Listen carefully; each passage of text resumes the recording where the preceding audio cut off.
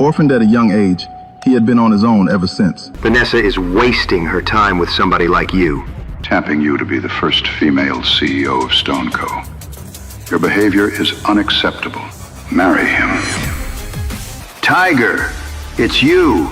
It's really you. I can't believe we finally found you. Do you really think Rachel could be the spy? Does she know about the Tiger Group? Aiden whispered. Cyrus steepled his fingers and leaned back in his chair. Not to my knowledge, but she's been spotted at Club Kane. Dominic Grayson's club, Aiden exclaimed. Cyrus nodded.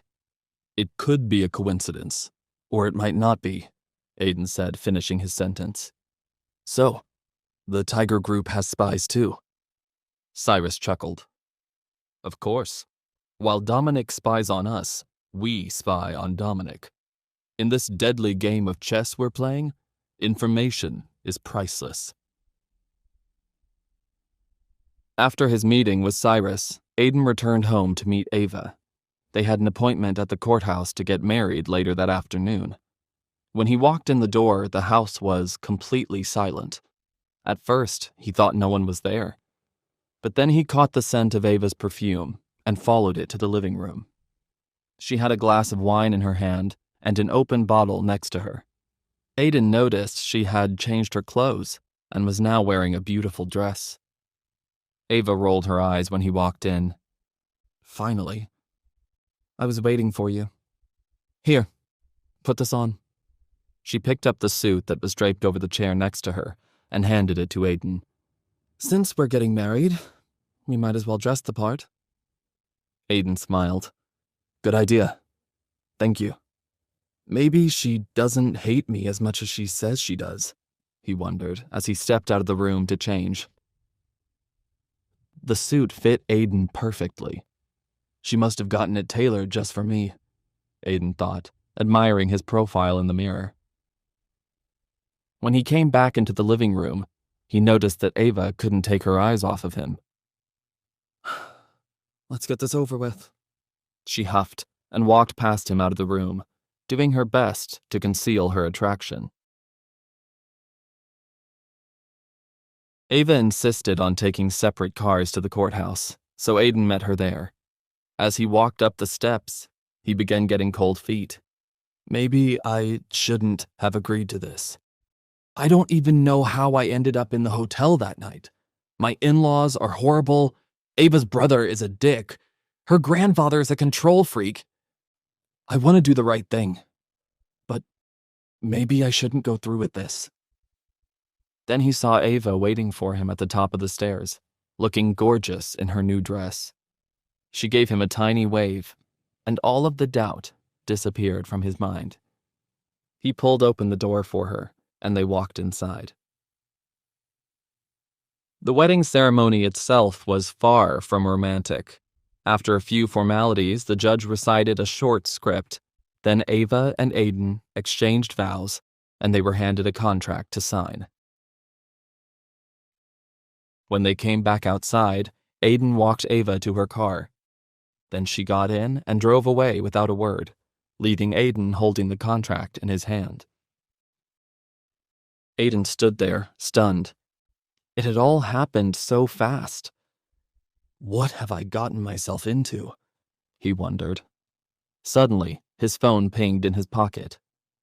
It was a text message from Eric. Hey, I heard you're getting married to Ava Stone. Congrats. I'm at a bar right now with Kiki, Kevin, and the rest of the gang. Come celebrate with us. Gossip travels fast, Aiden muttered. Eric and Aiden had never been friends. They worked together when Aiden still had his delivery job, and they went to high school together, but that was it. Aiden knew Eric was only inviting him out so they could make fun of him. That's how it always was in high school. But after the whirlwind wedding with Ava, he needed some way to distract himself. Besides, maybe things will be different now. I'm on my way, Aiden texted back. Send me the address. Hey, look who it is, Eric shouted when Aiden walked into the bar.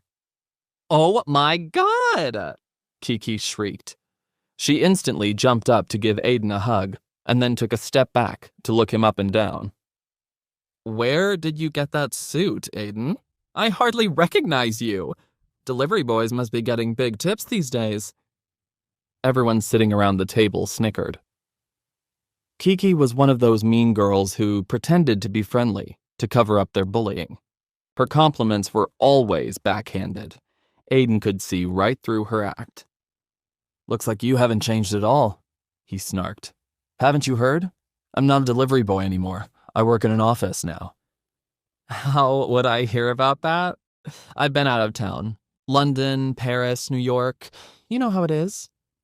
She covered her mouth as if she had made a terrible mistake. Oh, I'm so sorry.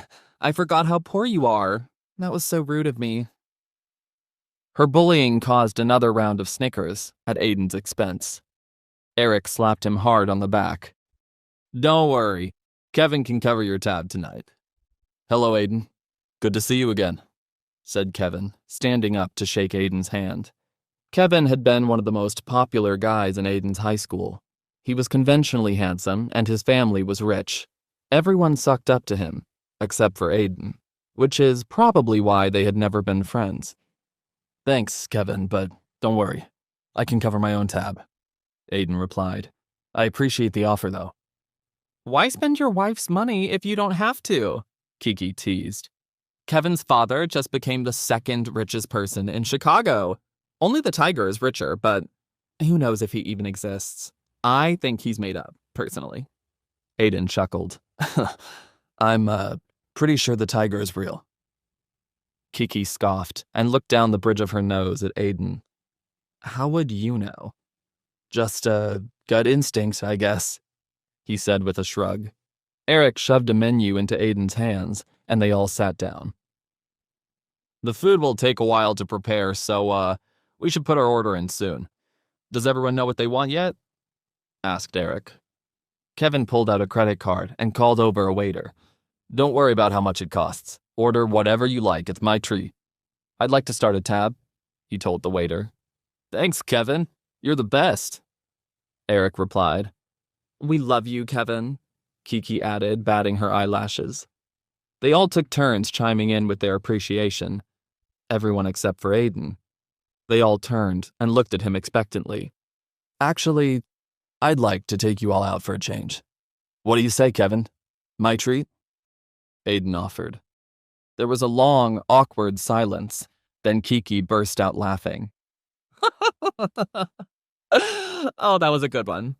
She giggled, covering her mouth. You almost had me there for a second. Everyone sitting around the table began laughing so hard their eyes began tearing up. Do you know how much the food costs here? I'm dying, Eric gasped, clutching his sides. I'm serious, Aiden stated firmly. He waved over the waiter. Put this on my tab instead. Aiden reached into his pocket for his Tiger Group card and suddenly realized it wasn't in his new suit. Shit. I left my card in the car. Order whatever you like, everyone. I'll be right back. Eric sneered as Aiden stood up from the table. I knew he didn't have the money. Kiki covered her heart with her hand, pretending she was wounded. What a cruel joke. He's going to sneak out and make Kevin pay for everything without even saying thank you. Aiden scowled. It's not a joke. I just left my card in the car. I'll be right back. Aiden could hear them talking and laughing as he walked out of the room. Why did you invite him anyway?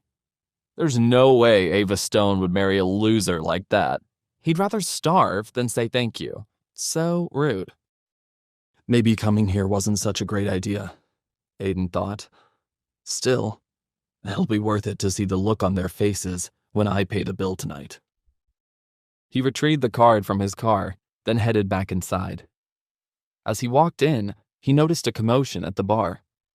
Aiden was shocked to see his new wife, still wearing the dress she had worn to their wedding, trying to fight off a beefy man in a leather jacket.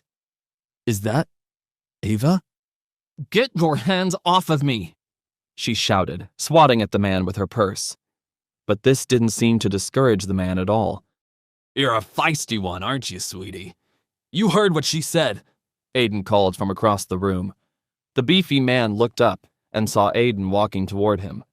What'd you say to me, boy? The man let go of Ava and flashed Aiden a crooked smile, revealing several gold teeth. Aiden held up his hands. I don't want any trouble. Just let go of my wife. The man threw his head back and laughed. You might not be looking for trouble, but you found it anyway. Grab him, boys. As soon as these words escaped his mouth, 3 men stood up from a nearby table and closed in on Aiden.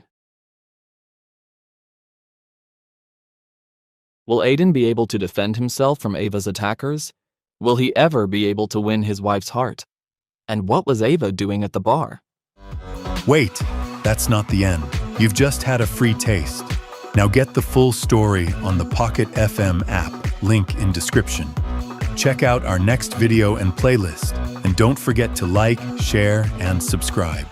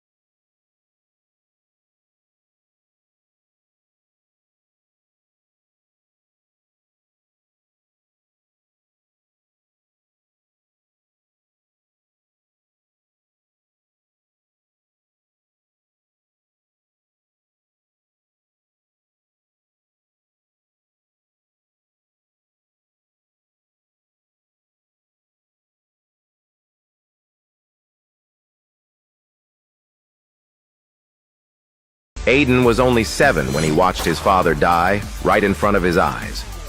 One moment, he was holding his father's hand. The next, he was watching the only family he had bleed to death in front of him. Within seconds, all he had left of his father was his emerald ring. Before he knew, Aiden found himself begging on the streets, eating from trash bins. Eventually, when Aiden turned 8, he was taken to an orphanage. But even there, life didn't get easier. The other kids bullied him for being small and weak. Every day, Aiden felt like he was nothing. Years passed, and Aiden finally turned 18. But with no education and no qualifications, the only place willing to hire him was a dingy strip club. The pay was miserable, but he had no choice. Even with all the hours Aiden worked, the job barely paid him enough to eat. Most days he was only one step away from starving, but it all reached a tipping point the day his landlord threw him out on the streets. 24 hours, not a day more. God, I'm so screwed. Before he could think anything further, his phone buzzed. Can't wait for tomorrow. Whatever you planned will be perfect. Love you. Time was running out. He had less than 24 hours to find money for both his overdue rent and his girlfriend's birthday celebration. Vanessa was the only good thing he had in his life, and he wanted to impress her with something special. He needed a Hail Mary, fast. An hour later, he looked up at the pawn shop storefront with a sigh. His heart pounds as he stares at his father's ring. The guilt hits him like a punch to the gut. Dad! He twisted his gold ring with the green stone off of his finger for the first time in his life. It was the only thing of value he had left. This better work. The bell above the pawn shop door jingled as he stepped inside. Behind the counter, a stout man looked up from a magazine. What you got? What can I get for it? The man's eyes fell on the ring, and he slowly stood upright, eyes narrowing. Where the hell did you get that? Is it worth something? Don't move. Whoa, easy. I'll ask one more time. Where did you get the ring? Aiden was running out of time. Suddenly, the shopkeeper had a gun pointed at Aiden. Aiden quickly stepped back, hands raised. Look, I don't want trouble. You want it or not? I don't know who put you up to this, kid, but get it out of my store! The man grabbed the ring, shoved it back into Aiden's hand, and pointed to the door. Get out! Don't ever show your face here again! As soon as the door slammed behind Aiden, the shopkeeper locked it, flipped the sign to closed, and made a call to the one number he still knew by heart. The tiger is back. Outside, Damn it! Aiden cursed in frustration. I came all this way for nothing. What the hell just happened? Why did that guy react to the ring that way? It was his father's ring, the only thing he had left of him. He'd never forget the day he got it. Run, Aiden. Get out of here, or these people will kill you too. Samuel groaned, clutching the bullet wound in his leg. His 5-year-old son, Aiden, just stood there, his eyes widened in horror, seeing blood while looking down at his father, writhing on the ground in pain. No, Dad, I'm not leaving you here. Come on, Tiger. Don't be stubborn. You've got a long life ahead of you. Check the alley. He's bleeding. Can't be far. Samuel could see the men searching for them from where they were hiding. They had escaped into a dark alley, but it was only a matter of time before they were spotted. Don't waste it on a dying old man. Take good care of this for me, okay? Aiden nodded and squeezed the ring tightly in his small fist. Stay here, no matter what. Looking for me? Hello, Samuel. Time to pay up. My son had nothing to do with this. Your son doesn't exist. Yet. Dad! With his last breath, Samuel looked up at Aiden. Remember, the face of the man who shot me, Tiger. Promise me, you'll make that bastard pay. Dad! It had been one of the worst days of his life, and he still didn't know why his father was murdered. His life felt like an endless grind. Later that night, Aiden was on his hands and knees, scrubbing glitter and God knows what else off a stripper pole at the club where he worked. Yo, Cinderella! A voice barked above him. Aiden rolled his eyes, knowing who it was without looking up. Derek Branson, trust fund baby. Regular VIP who was arrogant as hell and obsessed with Aiden's girlfriend, Vanessa. Derek laughed as he poured out his drink on the floor at Aiden's feet. You missed a spot. Get him, Derek. Make him work for it! Laughter erupted from the table behind him. Aiden forced a smile and kept cleaning. I'd kill myself if I were you. You're a ghost in this city, man. I could take this guy out with a single blow. But he couldn't afford to lose this job. So he said nothing and stood his ground. Got something to say? Derek was begging for a fight. Yeah, I didn't think so. Some people are born kings. Others were made to clean up after them. And Derek was right. Some people were born kings. Aiden was one of them. He just didn't know it yet. The next night, when Aiden reached Vanessa's apartment, loud music was coming from inside. That's weird. She didn't mention a birthday party. A few moments later, Vanessa answered the door in a sexy and obviously expensive new dress.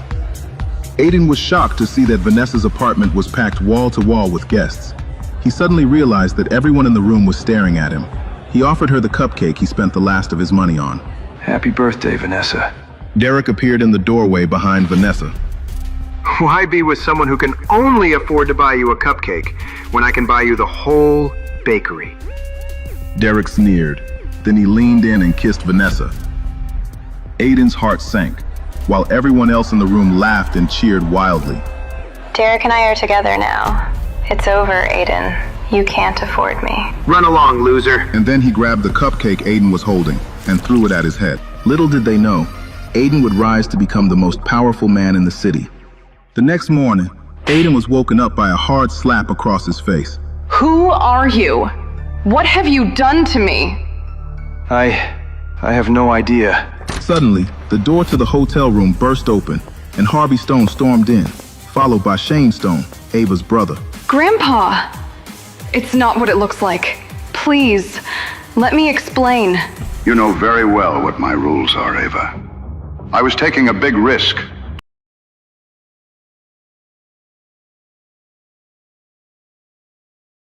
I expect you to withdraw your candidacy immediately. I don't remember anything.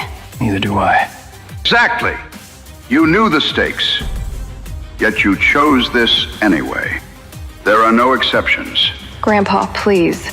Unless... I'll let you keep your shares and stay in the running for CEO. It is the only way to save your reputation. Don't I get any say in the matter? I'm the one who has to spend my life with him. Of course you do. But if you say no, your shares go to Shane. I'll take good care of the company, sis. Fine. I'll marry him. Do you agree, son? I'll marry her. There's a party at Cyrus's place tonight. Announce your engagement there. Do not disappoint me again, Ava. Later that night, Aiden and Ava sat in the back of a black car in silence on the way to the party. Aiden nervously fidgeted with the ring on his finger, rotating it in circles. Take that ring off before we go in. It's ugly. This ring is very important to me. I can't take it off. The only time I ever took it off, I got a gun pulled on me. Not doing that again. Ava rolled her eyes and didn't speak to Aiden again for the rest of the trip. As soon as they arrived at Cyrus's house, Aiden noticed that men carrying semi-automatic weapons were patrolling the grounds and flanking the entrance. What the hell? What? Those guards. They're armed. So? Is your family tied to the mob? Don't be ridiculous. Aiden followed Ava into the house and was starstruck when he saw Ben Jameson across the room. Holy shit, Ben Jameson. Oh my God, he's my idol. He was one of the wealthiest, most powerful men in the city. A real estate mogul and finance genius. The man was a Chicago god. And then he heard a voice that made him want to punch a wall. Hey, What are you doing here, loser? It was Derek, Vanessa's new boyfriend. Want me to give you a fresh reminder of what happened last time? You got lucky. This time, I'm ready for you. What the hell is going on here? This man snuck into your party, Cyrus. Cyrus suddenly noticed Aiden's ring, and his expression immediately changed. Come with me. Aiden looked around and realized he didn't have a choice. He followed Cyrus. Thanks for taking out the trash, Cyrus. Ava watched nervously as Aiden disappeared into Cyrus's office. Cyrus asked Aiden as soon as they were alone. Can I see that ring you're wearing? Why? What is going on with this ring? People are either obsessed with it or want nothing to do with it. Don't worry. I'm not going to steal it. I just want to see something. Please.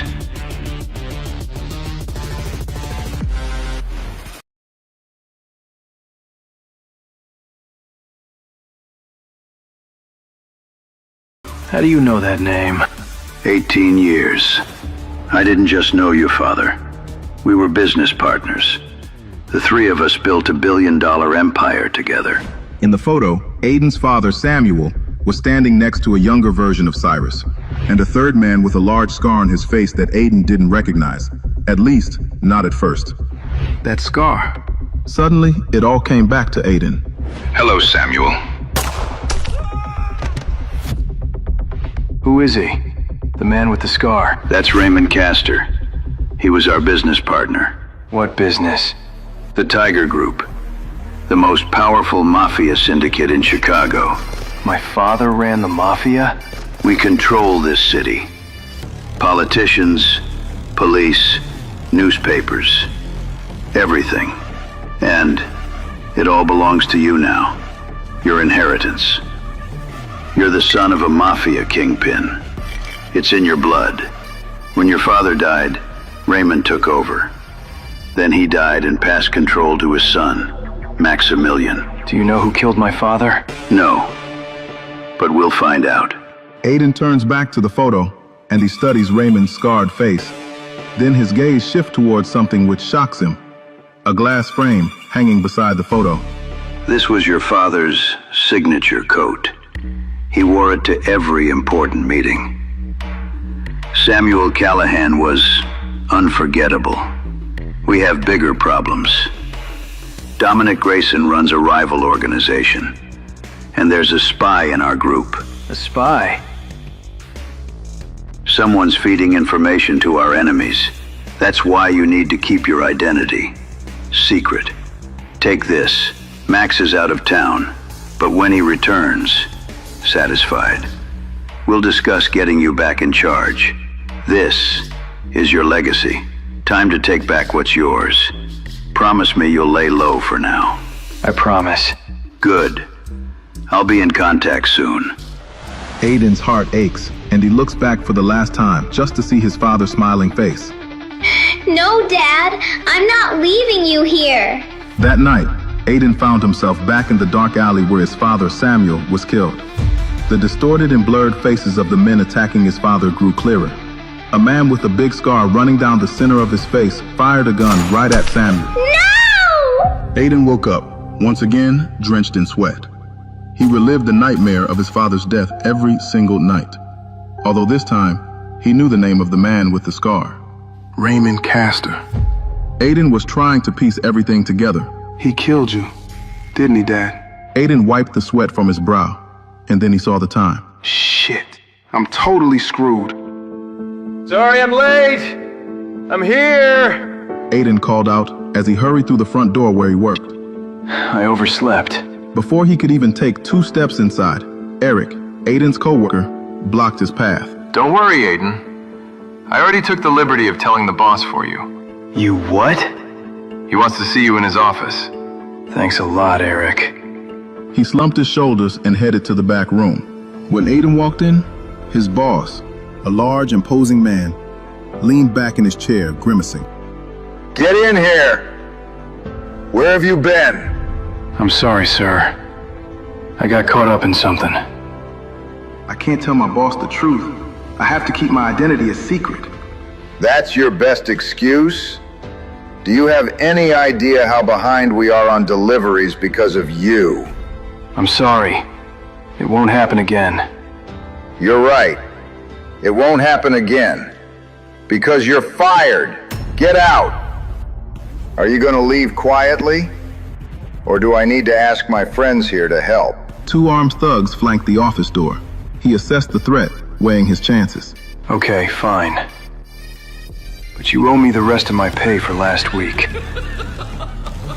Guys, show Aiden here to the curb. Come on, kid. Don't make this hard. Without even thinking, Aiden's instincts took over. Both thugs were lying unconscious on the ground. Okay, fine. Here's what I owe you for last week. Now get out of here. Sure thing, boss. Thanks for everything.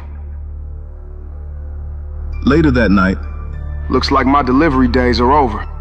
Aiden's phone rang. The words "unknown number" flashed across the screen. Hello? Aiden, it's me. Cyrus. I was beginning to think last night was just a dream. I assure you, Aiden, this is no dream. There's someone I want you to meet.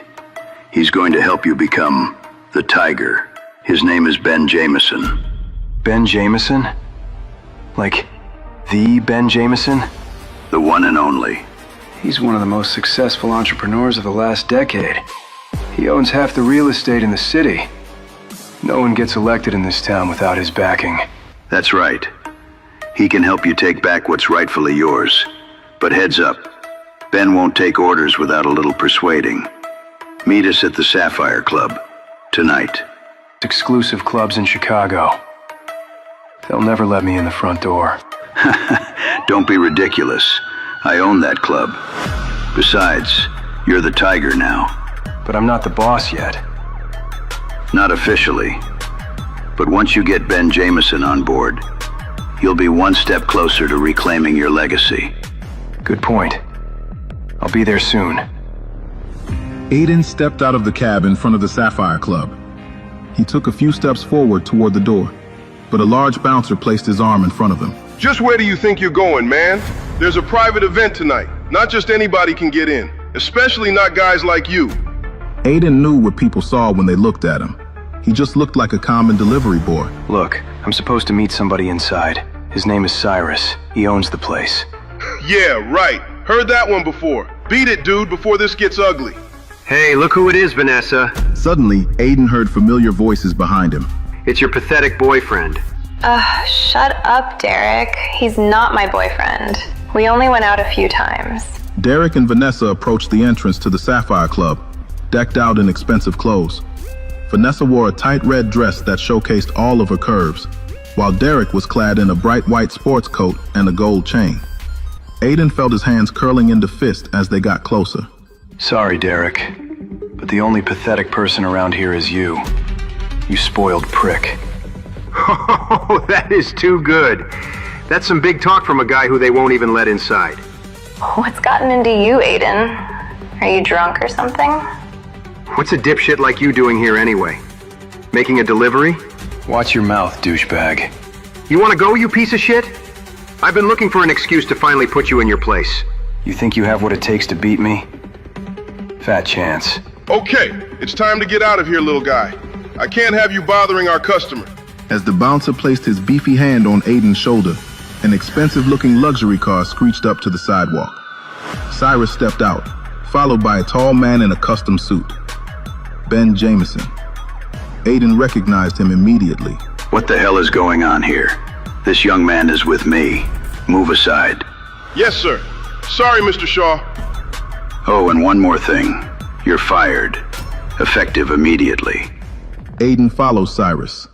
Inside, the Sapphire Club was packed. Hundreds of the most attractive nightlifers in Chicago crowded the dance floor. Aiden had never witnessed such opulence. The city's super elite moved through this world like royalty. Holy shit. Welcome to your world, Aiden. Cyrus led Aiden and Ben to a private corner booth, obscured from the view of the other club goers. Cyrus snapped his fingers. As soon as he did, a bartender appeared. We'll have a bottle of the private reserve champagne. Right away, sir. Welcome, Mr. Jameson. Within seconds, The bottle appeared before them, engraved with the Sapphire Club logo. Well, go ahead. This is your show now. Mr. Jameson, it's so great to finally meet you in person. I've heard a lot about you. My name is Aiden Callahan. I'm the Tiger. You're Samuel's son? It's time we got things back to the way they should be. Aiden's ready to take over and carry on his father's legacy. I'm sorry. I'm sorry for laughing. It's just... You think you can just walk in here and say that you're the Tiger. Why should I take your word for it? He's wearing the ring. So I see. But jewelry alone means nothing. If you really are who you say you are, then you should be able to back it up. How the hell am I supposed to convince Ben Jameson who I really am? What did you have in mind? How? How about you prove it? You and me, mano a mano. No weapons, no nothing. If you win, I'll help you reclaim the Tiger Group. If you lose, you can forget it. So, what do you say, kid? Is this some twisted reverse psychology? Aiden wasn't sure what the right move was. He'll never respect me or believe me if I don't accept his challenge. If he wants a fight, I'm going to give him the best fight of my life. Let's go. Right here and right now. Aiden locked eyes with Ben Jameson, fully prepared to fight him right there in the middle of the Sapphire Club. Take it easy, you two. This is a nightclub, not a fight club. There's a sparring ring downstairs in the basement. Come on. Aiden took in the sight of the basement beneath the Sapphire Club. It was configured like a makeshift boxing ring. Ben removed his coat and rolled up his sleeves. You know, Aiden, I've never lost a fight. Well then, this should be a nice change of pace for you.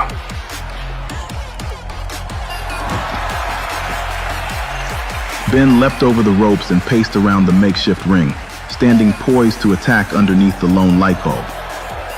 He was larger and taller than Aiden, with a tough, square jaw and imposing muscles. Best of luck, Aiden. Thanks, but I don't need luck. I'm gonna make Ben Jameson regret challenging me to a fight, or I'll die trying. This is for you, Dad. Without wasting another second, Ben charged at Aiden. Aiden quickly ducked out of the way. Impressive. You know how to stay light on your feet. But do you know how to throw a punch? Aiden went in for a punch, but before he could hit, Ben grabbed Aiden's arm and punched him back with his free hand. And then before he knew what was happening, Ben slammed Aiden to the ground.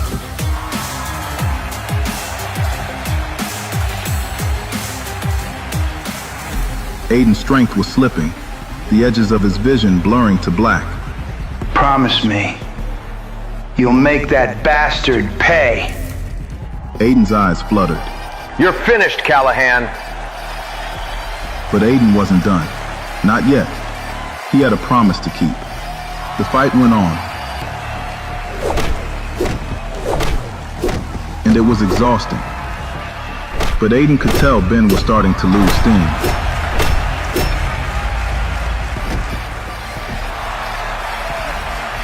I've got you pinned. It's over. You really are the Tiger, aren't you? I can't believe I just took down Ben Jameson. Holy shit. Come by my office, Aiden. I have a new job for you. I heard you lost your old one. How did you know? We have eyes everywhere in the Tiger Group. Cyrus having me watched? Aiden couldn't shake the doubt from his mind all night, but that didn't stop him from going to Shaw Industries for his new job the next morning. Aiden heard a familiar voice and turned to see Ava's brother Shane and his cronies walking toward him.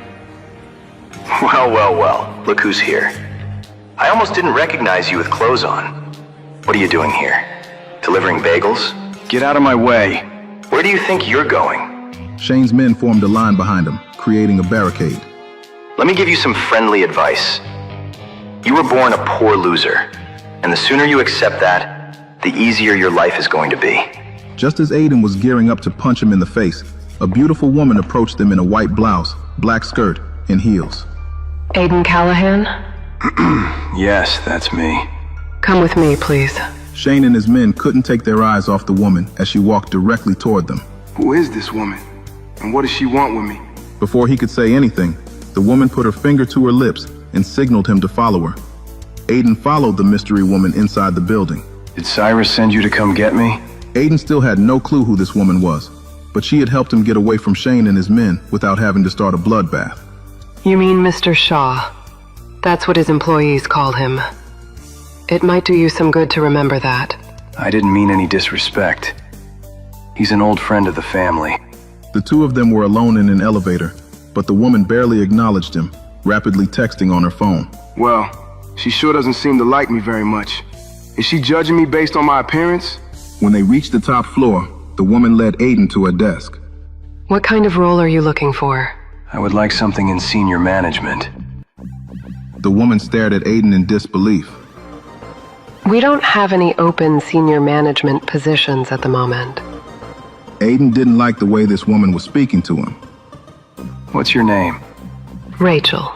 Now you can either talk to Cyrus and find something suitable for me, or I will do it myself. I'll speak to Mr. Shaw as soon as he gets in. I look forward to hearing from you. Oh, by the way, Mr. Shaw left something for you. She handed an envelope sitting on her desk to Aiden. Inside the envelope was a check for $10,000 and a note. Here's some more cash to tide you over. Go to Broadway Bank. They'll take care of you. Good old Cyrus. When Aiden arrived at the bank, he slid the check Cyrus had given him under the glass. I'd like to cash a check. The teller, whose name badge identified him as Perry, wrinkled when he saw the amount of the check. Then he looked Aiden up and down. Nice try. Do you think I'm an idiot? There's no way this is real. He ripped the check up into tiny pieces. What the hell are you doing? Stop! Perry ignored him and waved over the security guard. Get this man out of here. He's trying to cash fake checks. One of them grabbed his shoulder. Don't touch me. What's going on here? He turned to see Ben Jameson. The security guards immediately stood at attention. I'll take care of this from here. Follow me. This bank is one of yours. It belongs to the Tiger Group. Come on. There's someone I want to introduce you to. When they entered the manager's office, the manager immediately jumped up from his desk. Ben, what a surprise. I wasn't expecting you today. Hello, David. Speaking of surprises, do you have any idea who this gentleman is? No idea. Then his eyes caught on Aiden's ring. Oh my God. Are you the Tiger? Aiden remained silent, not sure how to react. David is one of our captains. You can trust him. Nice to meet you, David. How long have you been back? Where were you all these years? What can I do for you? Take it easy, David. No one else can know he's here. He's operating behind the scenes until Maximilian gets back. Understood. You can't be too careful these days, especially with a spy inside our ranks. You know about the spy? Of course. All of the captains know. Anyway, now that you're back, please let me know if there's ever anything I can do for you, Tiger. There is one thing I could use your help with. Meanwhile, on the other side of Chicago, Dominic Grayson was lounging by a pool wearing nothing but a Speedo, dark sunglasses, and a silver chain around his neck. One of his men came running out of the house. Sir, we have just received word that the Tiger has returned. Dominic calmly lit a cigar with a smile. Having someone on the inside of the Tiger Group is proving very useful. What should we do, sir? Figure out who the Tiger is and kill him. After getting a brand new car, courtesy of Ben Jameson, Aiden was on his way to Sapphire Club for lunch when he drove past Club Kane. Dominic Grayson owns that club. That place has to be swarming with his thugs. Not a good idea to stop there. Actually, this might be a good chance to gather some intel on the enemy. If I'm going to take Dominic out, I'm going to need to know his weaknesses. Club Kane it is. Aiden parked outside.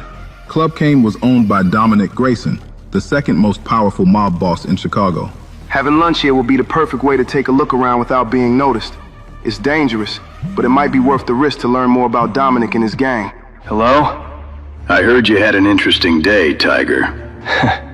You could say that. Cyrus always seems to know what I'm doing and where I've been.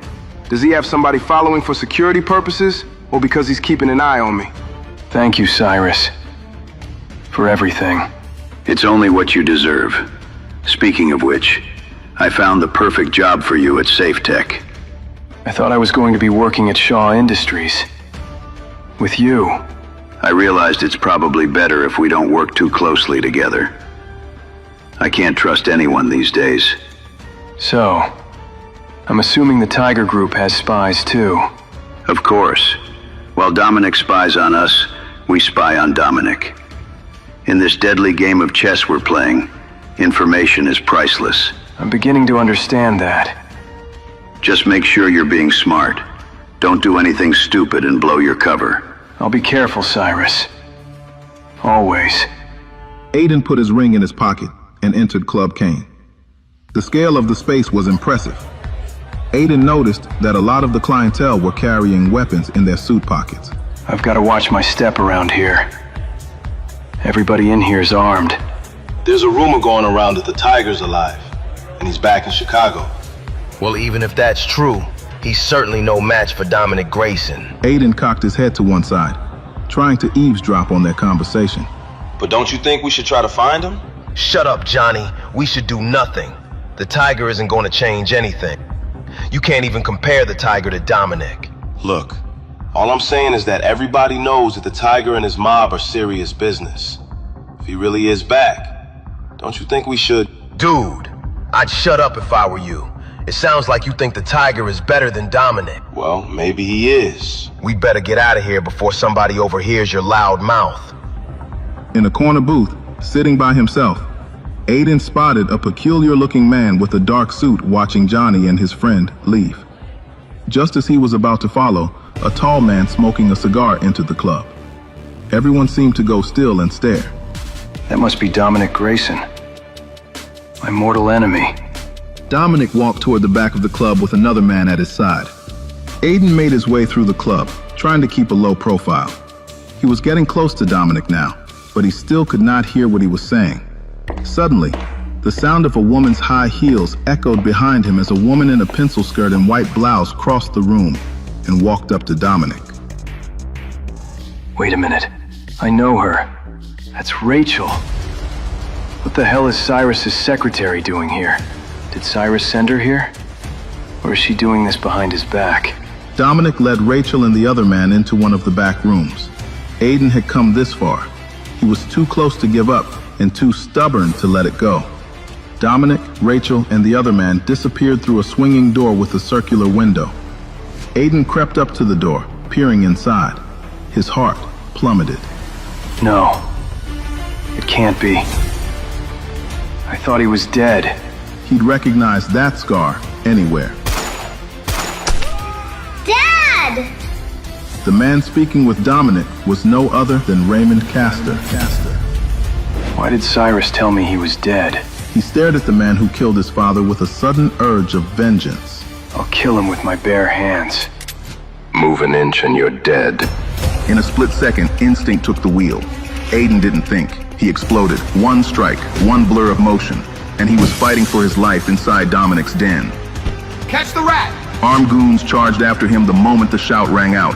Aiden burst into the kitchen hunting for an exit, but the door he chose didn't lead to freedom.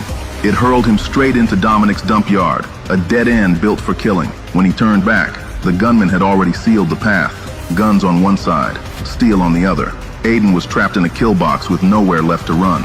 You ain't a tiger, kid. You're a rat. And this dump yard is where rats die. Come on, Tiger. There's got to be a way out. Trapped, outgunned, and seconds from dying.